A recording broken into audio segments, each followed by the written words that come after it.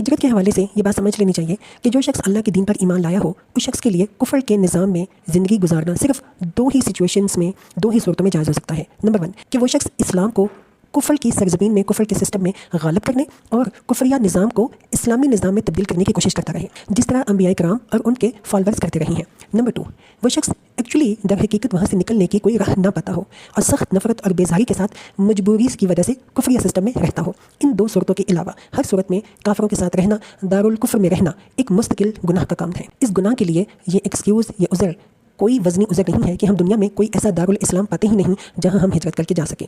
اگر کوئی دارالاسلام موجود نہیں ہے تو کیا خدا کی زمین میں کوئی پہاڑ یا کوئی جنگل بھی ایسا نہیں جہاں آدمی درختوں کے پتے کھا کر اور بکریوں کا دودھ پی کر گزر بسر کر سکتا ہو اور کفر کے احکامات کی اطاعت سے ان کو ماننے سے بچا رہے؟ ایکچولی کچھ لوگوں کو ایک حدیث سے غلط فہمی ہوئی ہے جس میں ارشاد ہوا ہے فتح مکہ کے بعد اب ہجرت نہیں ہے۔ حالانکہ دراصل یہ حدیث کوئی دائمی حکم نہیں ہے، بلکہ اس وقت کے حالات میں اہل عرب سے ایسا فرمایا گیا تھا۔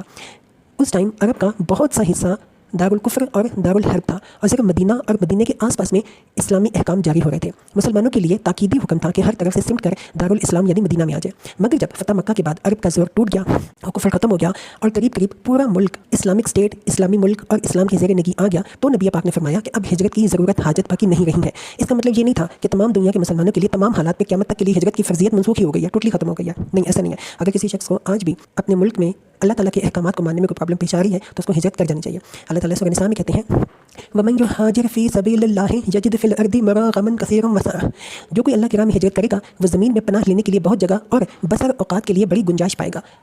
وَمَن يُخْرِجْ مِن بَيْتِهِ مُهَاجِرًا إِلَى اللَّهِ وَرَسُولِهِ، اور جو کوئی اپنے گھر سے اللہ اور رسول کی طرف ہجرت کے لیے نکلے ثُمَّ يُدْرِكْهُ الْمَوْتُ فَقَدْ وَقَعَ أَجْرُهُ عَلَى اللَّهِ، پھر راستے میں ہی اسے موت آ جائے اس کا اجر اللہ کے ذمہ واجب ہو گیا۔ وَكَانَ اللَّهُ غَفُورًا رَحِيمًا، اللہ بہت بخشش فرمانے والا اور رحیم ہے۔